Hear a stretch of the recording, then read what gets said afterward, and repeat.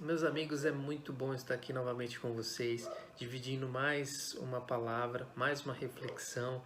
E nesse momento a gente precisa buscar um lugarzinho mais confortável para que a gente possa ficar numa posição cômoda e extrair o melhor do que a gente vai conversar aqui hoje. Então convida todo mundo para ficar junto de vocês nesse momento e a gente compartilhar dessas informações, ou nesse momento fica num lugarzinho mais recluso para não ser atrapalhado e a gente possa extrair o melhor da palestra de hoje, tá bom? Então vamos lá, vamos fechando os nossos olhos, se preparando para a nossa subida vibratória, para que a gente possa extrair o melhor dessa mensagem, buscando a sempre presente presença do nosso mentor individual, pedindo a Ele que nos acompanhe nessa subida vibratória. E vamos deixando os nossos problemas do lado de fora, afinal não vamos conseguir resolver muito hoje, nesse momento, então deixamos para uma outra ocasião. E assim vamos nos ligando com a equipe de proteção e segurança de Itaporã, Brogotá e seus índios, Princesa Isabel e seus negros, Sumi e os filhos do deserto, pedindo a eles que passem, repassem, harmonizem e higiene a nossa casa espiritual e material e a nossa casa de Pedro, levantando cortinas fluido-magnéticas do subsolo ao teto, fortalecendo toda a proteção. Suavemente vamos em busca das nossas fraternidades sempre presentes, que nos dão o seu apoio e sua segurança. Bezerra de Menezes, Edgar Armon, Razin, Ramatiz, Hilarion de Montenegro, Emmanuel e tantas outras que não sabemos o seu nome, mas que estão sempre presentes. E assim vamos citando a prece das fraternidades. Nosso Divino Mestre, Salvador, fortalecei-nos e amparai-nos para que possamos auxiliar as forças do bem a transformar o mundo.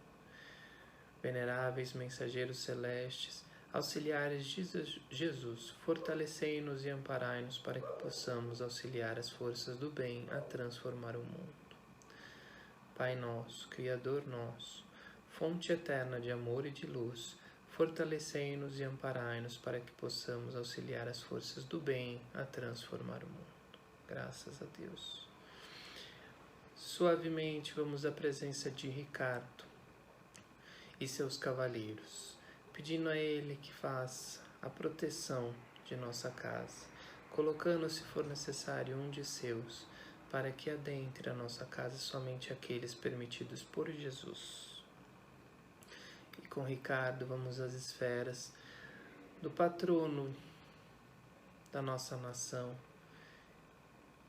Ismael, anjo preposto por Jesus, que as suas esferas crísticas nos harmonize, nos traga paz e nos eleve enquanto espíritos, para que possamos alcançar aos apóstolos, na pessoa de nosso patrono Pedro, que nos recebe, nos acalenta e nos convida ao convívio com Maria de Magdala.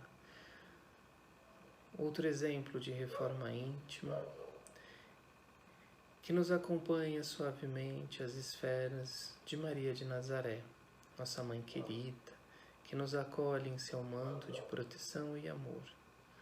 E bem harmonizados, higienizados, vamos suavemente às esferas de Jesus, a quem nos recebe e nos eleva ao padrão de Deus, nosso Pai, para quem dedicamos a nossa prece. Pai nosso que estais no céu, santificado seja o vosso nome. Venha a nós o vosso reino, seja feita a vossa vontade, assim na terra como no céu. O pão nosso de cada dia nos dai hoje, perdoai as nossas dívidas, assim como nós perdoamos aos nossos devedores.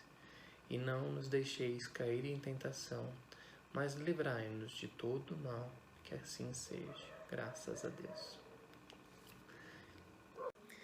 Tudo bem, meus queridos amigos? Mais uma oportunidade que a gente está conversando e trocando ideias sobre o Evangelho, sobre as passagens de Jesus, uma mensagem que possa trazer reflexão, aprendizado, para que a gente possa ser melhores do que fomos ontem e correr atrás dessa nossa incansável busca pela reforma íntima.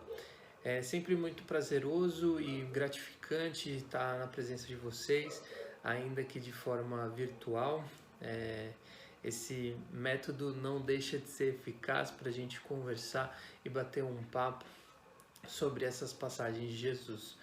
Hoje eu tenho a leve missão de falar sobre um personagem, um indivíduo específico do Evangelho, que com certeza ainda hoje ele é muito acolhedor, principalmente porque nos recebe em sua casa nesse trabalho. Não estou falando de ninguém menos do que Pedro, alguém que deve ser de muito exemplo para nós e que a gente deve observar sua trajetória com muita reflexão, porque houveram muitos ensinamentos durante a sua vivência com Jesus que a gente deve absorver. Com certeza Jesus trouxe muitas lições para nós nesse período todo em que a Bíblia e o Evangelho nos relata. Mas existem algumas situações específicas que são sutis que a gente não pode também deixar de passar despercebido, como por exemplo a escolha dos seus apóstolos, né? A sabedoria que Jesus reuniu na escolha dessas pessoas é de um trato, de uma importância que é muito relevante para o que a gente vai falar hoje. Digo isso porque quando se observa as escolhas de Jesus nos seus apóstolos, a gente imagina que são pessoas especiais, né, que eram dotadas de grande aprendizado, de grande conhecimento. E tá aí o truque, a carta na manga, que na verdade é extremamente o oposto. Os escolhidos por Jesus para acompanhar o seu trabalho de semear a palavra, né, de Deus, são pessoas comuns, são pessoas tão comuns quanto eu e quanto vocês, dotadas de defeito, pessoas que precisam aprender e que também estavam em busca de conhecimento das palavras de Deus, de aprofundar nesses ensinamentos. E Pedro não é diferente. Pedro é uma pessoa comum. Há alguns relatos em que ele morava em Cafarnaum, mas a gente coloca ele ainda como um personagem da vila de pescadores, porque assim o era. Ele exerce a pescaria, ele é irmão de André. André é um dos discípulos de Jesus também, e a Bíblia nos revela que na verdade o primeiro contato entre Pedro e Jesus vem através de seu irmão André.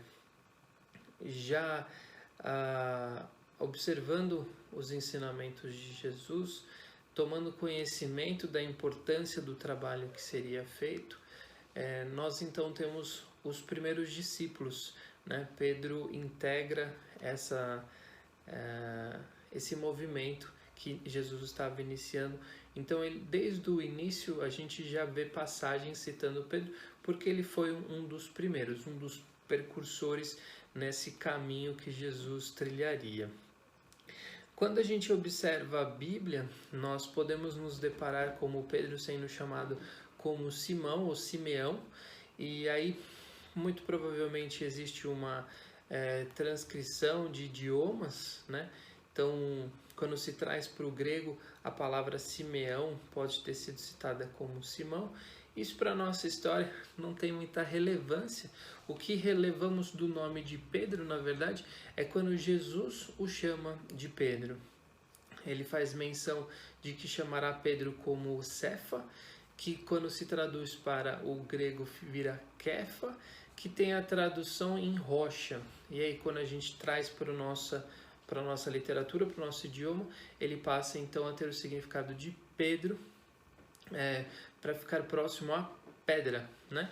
E aí nós temos esse significado que nós entendemos como menção de Jesus a chamá-lo dessa forma, porque entendemos que ele era firme como uma rocha. E isso vai ser demonstrado ao longo das suas passagens, porque no momento que ele se obstinou a levar a palavra e os ensinamentos que Jesus estava se propondo, ele de fato fez, né? Ele teve falhas e defeitos que mais tarde a gente vai falar, vai comentar sobre isso, justamente porque ele era humano. E é isso que faz dele ser esse personagem tão especial para nós, mas porque, sobretudo, ele entendeu que ele deveria manter-se firme naquele propósito, no que tinha sido prometido a Jesus que o faria, e com isso ele ganha a nossa observação e a nossa reflexão diante do que ele deixou, do seu legado, né?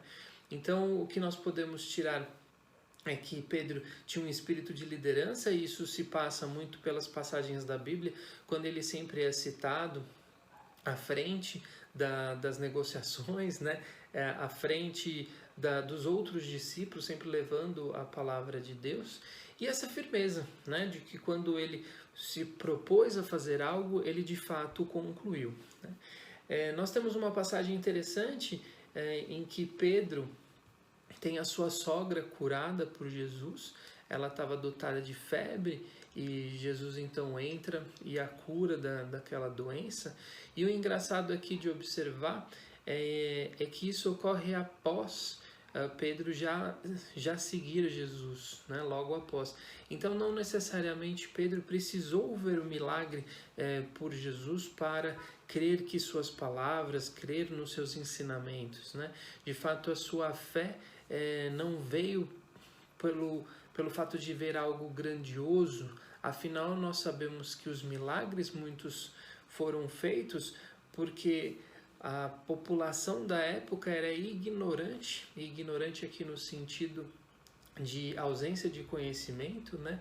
Era ignorante, não tinha experiência para saber se o que Jesus colocava e afirmava era de fato verdadeiro. Então era necessário fazer milagres para que as pessoas observassem e tivesse aquela comprovação.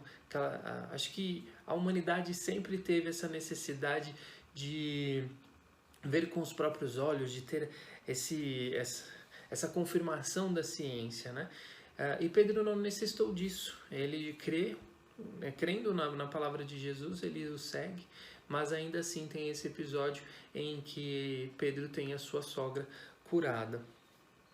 Portanto, Pedro segue, há muitas passagens dele citando Jesus, a procura de Jesus em alguns determinados momentos, em levar a sua palavra, mas como o nosso tempo é curto, ainda que virtualmente, mas também para a gente não se estender e pegar a reflexão que é necessária, o que nós temos que observar é que Pedro, ao final, já quando Jesus reúne os seus discípulos na última ceia, e nós temos essa confirmação da liderança de Pedro, justamente porque quem organiza a última ceia a pedido de Jesus é Pedro.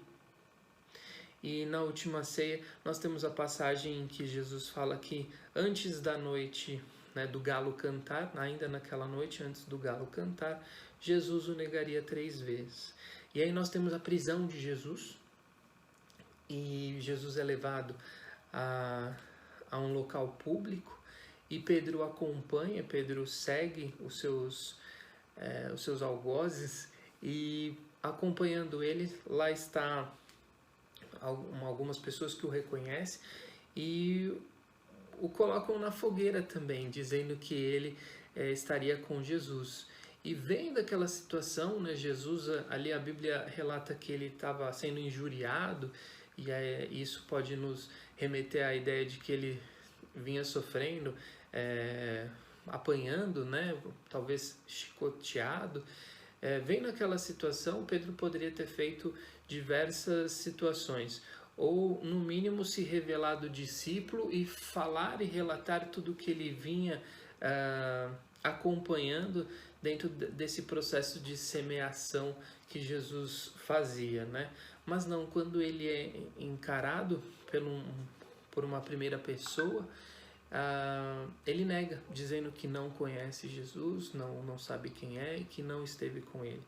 E aí acontece uma segunda situação, e ele novamente é colocado como se acompanhasse Jesus, e ele fala que não estava com Jesus. E aí tem uma terceira situação ali dentro da mesma passagem, e ele novamente diz que ele não estava com Jesus. E aí o galo canta, e imediatamente ele olha para Jesus, Jesus está o encarando, e ele cai num choro profundo, porque ele lembra da passagem que Jesus tinha colocado na última ceia, e ele lembra da profecia, e ele fala, de fato eu neguei, porque na última ceia ele fala que ele jamais negaria Jesus, que ele estaria com ele, que tinha acompanhado, e não negaria, e de fato ele nega, né? E aí ele se arrepende, mas já é tarde, Jesus já tinha sido levado. E aqui que é o interessante, é a gente se colocar como Pedro. Talvez quando a gente observa Jesus, parece algo irreal, né? Algo inalcançável. Mas Pedro era um cidadão comum, que se deixou levar pela fé, pela crença, e cometeu erros, mas ele se arrependeu deles. Então essa talvez seja a principal lição que a gente pode tirar desse indivíduo que deixou um legado de muitos ensinamentos, né? Se cremos, se temos fé, saibamos que um dia vamos cometer falhas, mas entendemos a pertinência de se arrepender e de saber o que poderíamos ter feito, aprendendo com os nossos erros, né? Mas as passagens de Pedro não param por aí. Após a morte de Jesus, em sua ressurreição, sua nova aparição, Jesus aparece para esse discípulo tão importante e pede a ele para que Pedro apacente suas ovelhas, o que nos dá a entender de que Pedro ficaria responsável pelos seus discípulos, né? E nesse momento nós temos que nos incluir como discípulos, afinal compreendemos que ser discípulo de Jesus somos todos. Naquela época eram os 12 apóstolos, mas haviam diversos discípulos, e Jesus faz esse pedido a ele, dando essa missão de orientá-los, de guiá-los, e novamente vem aquela constatação de que Pedro tinha esse senso de liderança. E em seguida, em espírito, Jesus pede a Pedro que receba os seus fiéis, as pessoas que creem no que ele diz, e então é fundado a Casa do Caminho. E a Casa do Caminho é uma história muito relevante, porque em tese é a primeira obra edificada que nós teríamos como um centro de acolhimento, né? Mas se observarmos a história, em verdade a Casa do Caminho era uma transformação de Pedro, porque lá ele superou muitos obstáculos. Haviam inúmeras pessoas querendo ser consultadas por Pedro na Casa do Caminho, todas elas com muitos problemas, né? E Pedro passa então a ter que gerenciar essa situação. E muitas das vezes ele orou a Jesus e pediu a sua ajuda, e em todas foi atendido, sempre com a explicação de que era necessário persistir. Aqueles problemas existiam. Em uma determinada passagem, até contada por Haroldo Dutra num vídeo que está disponível no YouTube, Haroldo coloca que dentro dos seus estudos é visto que Pedro reclama primeiro que está sendo culpado de roubar os donativos, e Jesus pede para que ele fique tranquilo, porque aquilo nada influenciará de forma negativa. E uma outra pessoa o injuria, o xinga, e Jesus pede calma para ele. Então, são diversas dificuldades vividas por Pedro no gerenciamento da Casa do Caminho, que fazem ele se tornar a pessoa que é hoje, porque só com aqueles problemas é que ele entendeu a pertinência do seu trabalho. E aí, para finalizar, ainda na passagem do caminho, já muito cansado, já ciente de todos os problemas que tinha enfrentado, próximo do horário de encerramento das atividades da casa, Pedro encerra as atividades, fecha a porta e diz que não receberá mais ninguém. E aí, muito próximo, já com a porta fechada, uma pessoa adentra a casa do caminho e Pedro a recebe já com uma exclamação dizendo que a casa estava fechada, que retornasse num outro momento. E quando ele se depara, é Jesus quem está à frente dele, pedindo para que ele receba e acalme as suas ovelhas. E nessa passagem, o que a gente pode extrair é que teremos dias de muita dificuldade. Esse momento que nós vivemos nos reflete muito isso. Nós teremos dias em que pensaremos em desistir, em que acharemos que as lutas que nos foram propostas são maiores do que as nossas forças. Assim como Pedro, a gente precisa entender que Jesus está ao nosso lado e que o que nos foi dado como tarefa é porque temos possibilidades de alcançar esse objetivo. Se nos foi conferida essa tarefa, é porque nós podemos cumpri-la. Assim aconteceu com Pedro, que se transformou de um homem razoavelmente letrado. O que a gente tem de registro é que ele dominava o aramaico para fazer a pescaria, sabia um pouco de grego para fazer essa negociação, mas não tinha nenhum dom, não era nenhum essênior. E após a morte de Jesus, ele levou a palavra de Jesus, ele gerenciou os seus apóstolos, ele gerenciou a casa do caminho e ele perpetuou a palavra de Jesus. Então fica a lição para nós de que não é necessário nenhum superpoder, nenhuma especialidade, nenhum dom especial para que a gente possa levar a palavra de Jesus e confiscá-la, e fazê-la, e cobrá-la, né, de nós mesmos. Jesus com certeza confiou a Pedro aquilo que sabia que ele poderia dominar, e nós temos obviamente a ciência de que Pedro era dotado de mediunidade, mas não porque não temos a nossa mediunidade aflorada é que não podemos fazer igual a Pedro. Apenas temos que compreender que aquela tarefa que nos foi reconhecida é possível de ser cumprida. Então fica aqui a passagem, que esse exemplo, que esse patrono da nossa casa, que nos possibilita todas as semanas estar juntos em nome dele, falando de Jesus, possa nos servir de exemplo para a persistência nas palavras de Jesus, nas lições de Jesus. Temos defeito como todo mundo, todos somos imperfeitos, mas podemos e devemos trabalhar na seara de Deus. Essa é a palavra que eu queria deixar para vocês, tá bom? Uma boa tarde a todos, uma boa noite a todos, dependendo do horário que vocês estão assistindo. Fiquem com Deus. E depois dessa mensagem, é importante que a gente finalize nossa palestra de hoje virtual com aquelas vibrações sempre necessárias. Afinal, no momento que nós vivemos, tudo o que a gente puder vibrar de luz nesse momento é de extrema importância. Então vamos buscando aquela posição bem cômoda novamente, a ligação com o nosso mentor espiritual para que ele esteja bastante presente e nos auxilie nessas vibrações finais. Vamos fechando os nossos olhos e buscando essa introspecção com nós mesmos, bem agradecidos que somos por tudo que temos e por tudo que recebemos.